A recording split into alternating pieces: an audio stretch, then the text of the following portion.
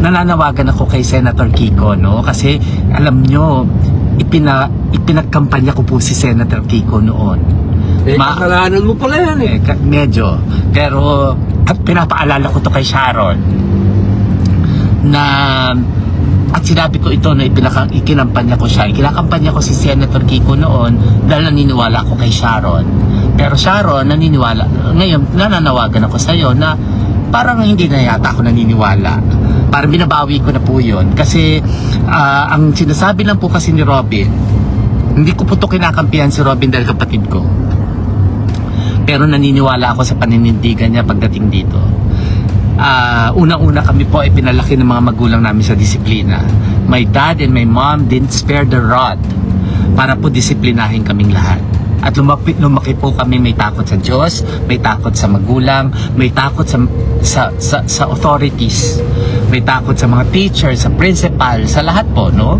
So lumaki po kami dyan. So naniniwala ako, yung sinasabi po ni Robin, hindi po ito para parusahan yung mga bata. Ang sinasabi po niya is pagkaroon ng deterrent, magkaroon ng kinatatakutan ang mga bata. So sinusulong po niya itong mga panukala na ito hindi para ikulong ang lahat ng mga 10 years old. Hindi po 'yon. Ang talagang pinanggagalingan lang po nun may katakutan ang mga batang ito. Para, in fact, it's a protection. Hindi po ito para titiin ng mga bata. It's actually a protection. Magandang gabi ho sa inyo lahat. Kamusta po kayo? Siya po yung nakita niyong nagbigay ng kasiyahan doon sa airport. Habang kami po ay nag-aayos ng aming flight, siya po ay nakisayaw doon sa mga mananayaw at nagpasaya ng mga kababayan po nating may kalungkutan. At salamat, Vi. Salamat. Yan. Ako po ay nag-live dahil napakadami pong mga usap-usapan na nakakasakit ng loob ng mga magulang na pinuntahan po namin doon sa Tacloban. Mga magulang po ito na biktima po ang kanilang mga anak ng isang masasawag po nating hindi ko alam kung anong pwedeng itawag dito eh. Hindi naman kasi mga bata na ito. Yung kanilang gawa hindi na gawain ng bata yon. Nagdadalamhati po ang mga magulang na ito sapagkat ang dating sa kanila ay ipinamumukha pa sa kanila na hindi nila naiintindihan yung batas. Yaang Juvenile Justice and Welfare Law na kailangan pang ipaliwanag sa kanila dahil hindi daw nila naiintindihan yung batas. Kaya sila ay nagdadalamhati at humihingi ng hustisya. Gusto ko lamang pong ipaalam sa ating mga kababayan na batid po ng mga magulang yung batas na yan. Hindi po sila nagdadalamhati ng walang pagkakaintindi dun sa batas. Malinaw po sa kanila. Hindi po kailangang ulit-ulitin sa kanila na hindi nila naiintindihan yung batas. Kaya po sila ay nagdadalamhati. Naintindihan po nila. Malinaw na malinaw po na yung mga salarin ay may edad ng 15 at yung isa ay 14. Malinaw po sa batas yun na 15 pababa ay walang criminal liability. malinaw po yun. At 15 pataas naman, yun po ay pagdidesisyonan pa ng prosecution kung merong discernment. Ibig sabihin, kailangan pang patunayan kung alam nila yung ginawa nila para sila po ay managot. Naiintindihan po yun ng mga magulang, ng mga bata.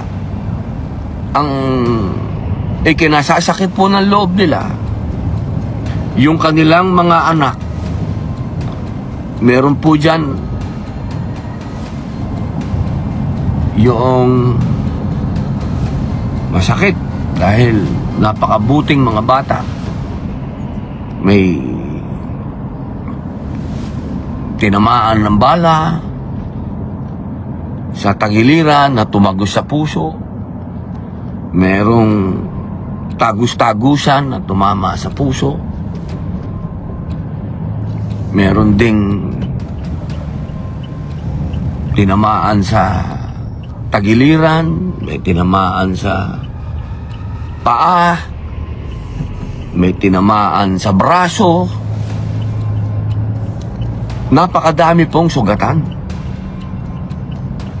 Hindi ko po alam kung ano yung sinasabi nung mga eksperto na hindi naiintindihan ng mga magulang yung batas. Malinaw Ito po, ang sabi,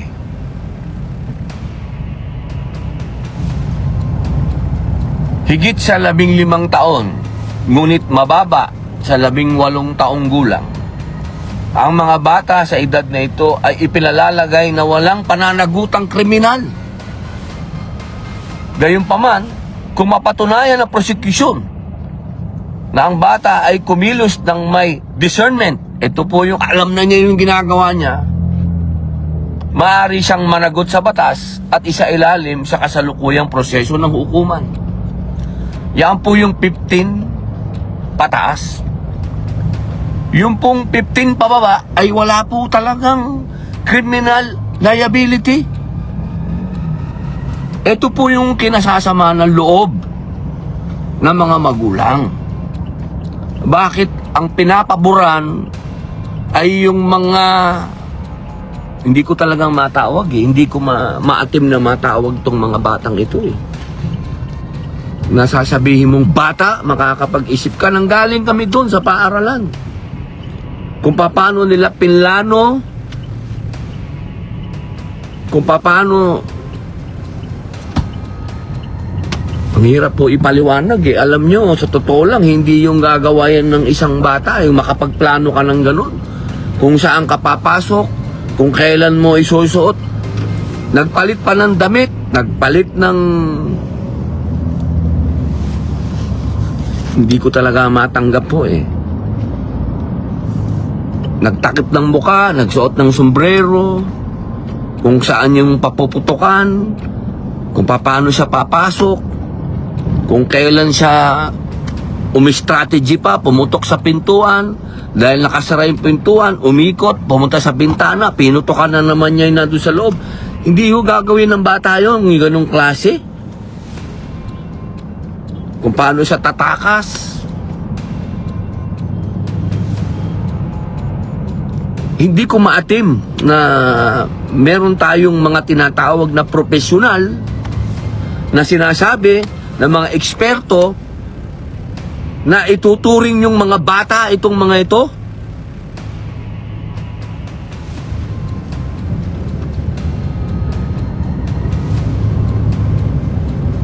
Kailangan yung pag-isipan yung mga pinaglalaban ninyo.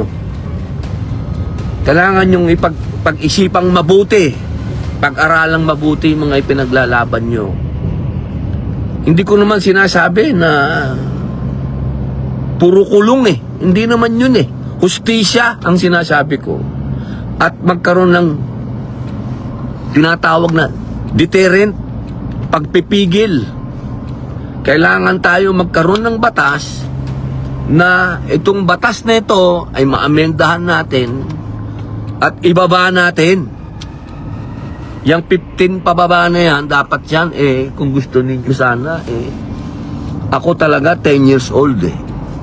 Pero para lang matuloy ito, pwede na sa 12 dahil yun ang gusto ng Pangulo. Huwag na natin kontrahin to. Kailangan, ang sinasabi nyo pa, hindi kasi naiintindihan ng mga bata yung batas. Aba, ay pambihira. Talagang hindi ko na talaga maintindihan. Sa totoo lang, nakakalbo na ako eh. Sa kakaganon ng buhok ko dahil hindi ko naiintindihan ang punto ninyo. Kayong mga eksperto na sinasabi ninyo, hindi ko kayo naiintindihan na. Malinaw na nga eh, na hindi maganda yung epekto nito eh, sa mga bata eh. Alam niyo ba yung mga bata, meron na sa wallet nila o sa bulsa nila, nandun na yung mga birth certificate nila. At kapag nakagawa sila ng mas, pinakikita na nila yon na hindi sila pwede ikulong. Ang bihira. Kaya kabaliktaran. Dahil si Bibi muna magsalita ho kasi high blood na ako eh. Ikaw na nga muna. Dugtungan ko lang ho kasi kausap namin si Mayor Romualdez kanina. Tapos kabaliktaran yung sinasabi. Kabaliktaran po yung sinasabi kasi nung mga ibang senador na kasi kasama ho ako nagpunta doon. So nakita ko yung mga bata na nagsasuffer, yung mga magulang na nawala ng mga anak. So ako naman ho nandun lang sa paano ba natin to mabibigyan ng hustisya, syempre.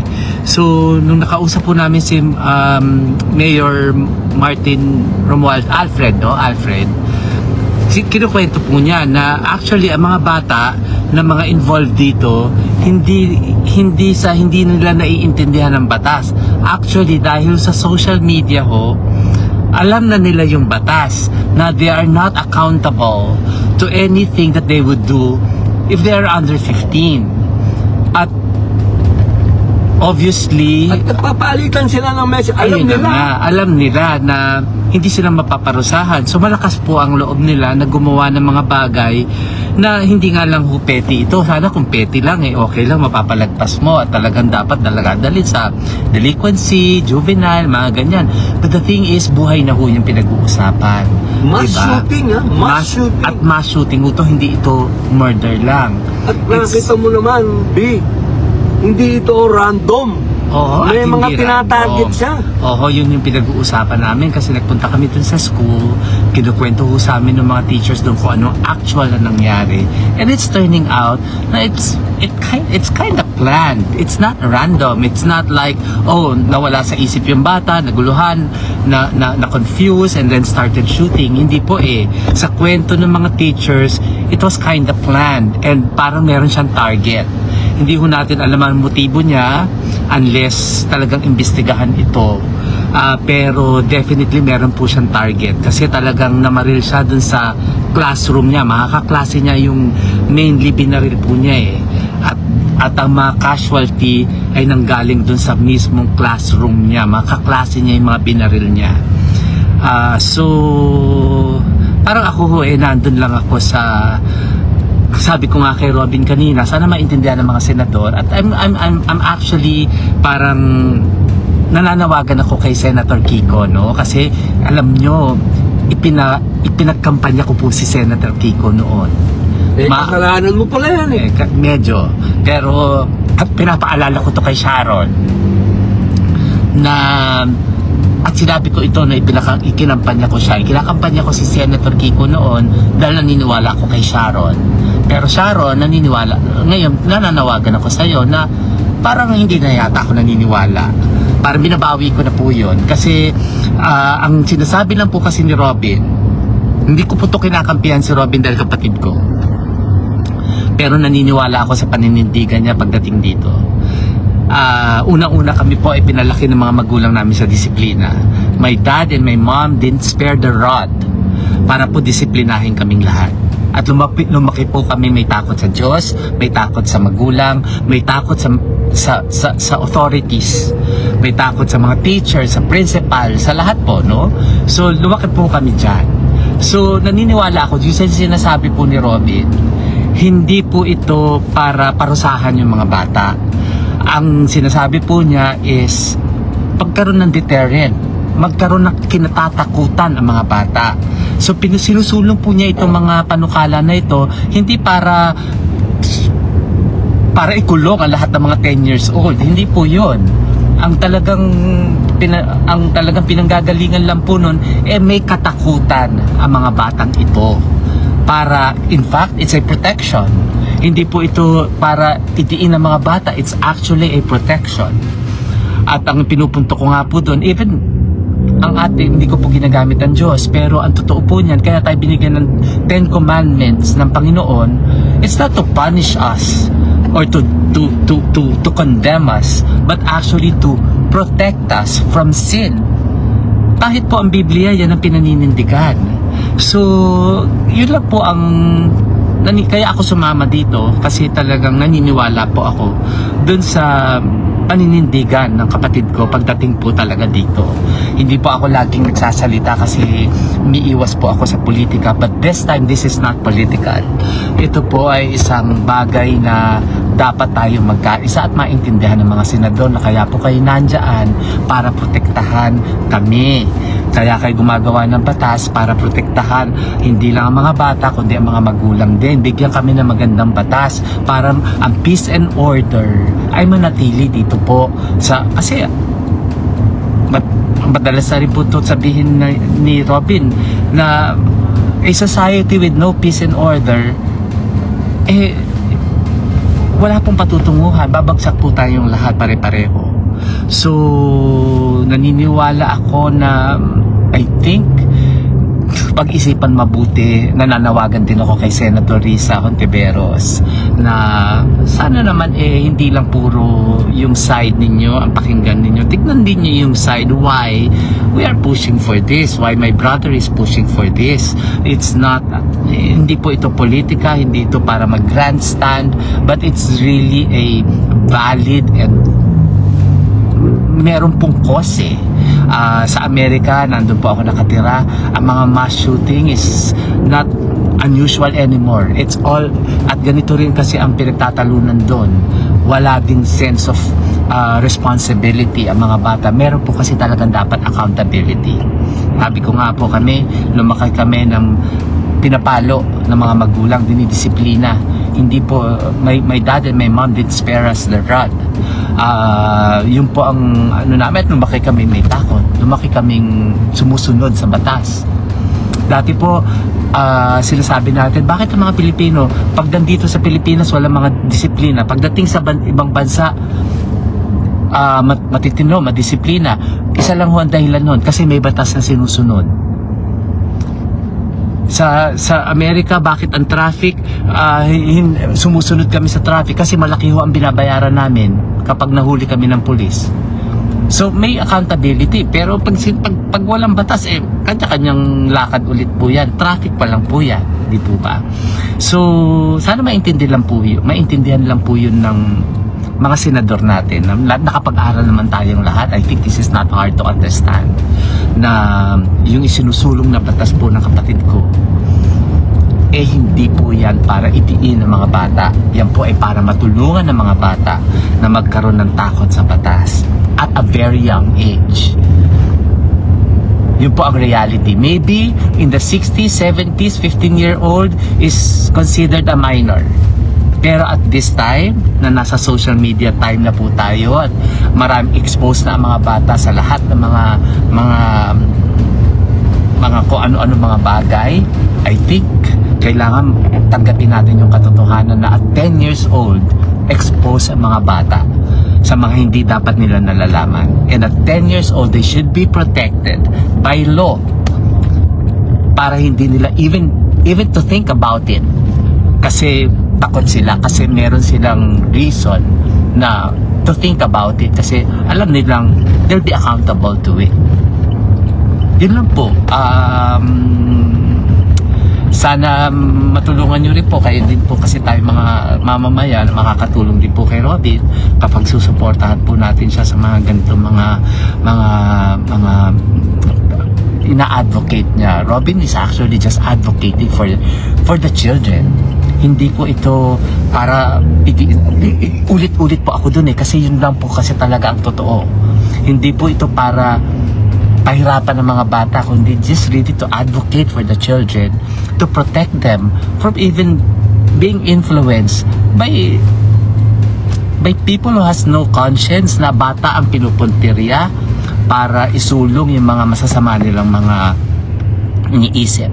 Ang isa po pong magandang example pa na punto na ibinigay sa amin ng isang magulang na namatayan po dito sa Tacloban is yung punto na naniniwala sila na yung mga mastermind po nito mga to, ang tinatarget nila yung mga bata na madaling maimpluwensyahan at yung mga batang naniniwala na they will not be accountable to whatever they do because they are minor.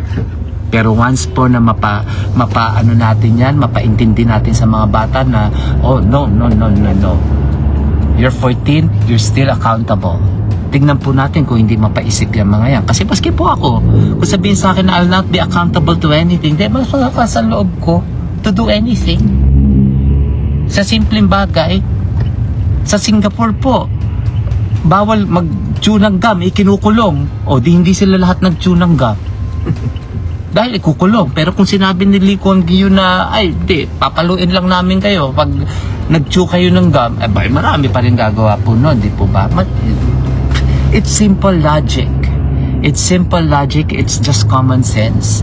And again, I'm appealing to Senator Kiko at kay Senator Risa Hontiveros, please, let's put common sense to all of this kasi meron po mga gulang na namatayan at may mga magulang na nandun po ngayon sa ospital.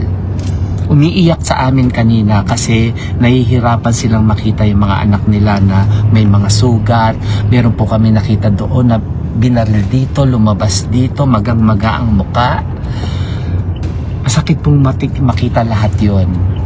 Sana itong sila Senator Kiko at sila Senator Hontiveros, sana po magpunta sila doon sa mga napatayan.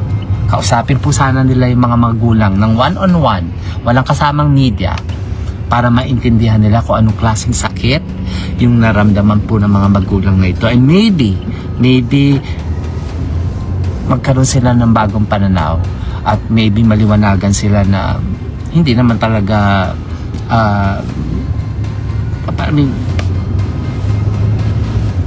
mabuti itong isinusulong na batas ni Robin na 2 taon na po kung tutuusin. At saksi po ako sa lahat ng mga pinuntahan namin kanina. Yun po ang hinihiling ng mga magulang na sana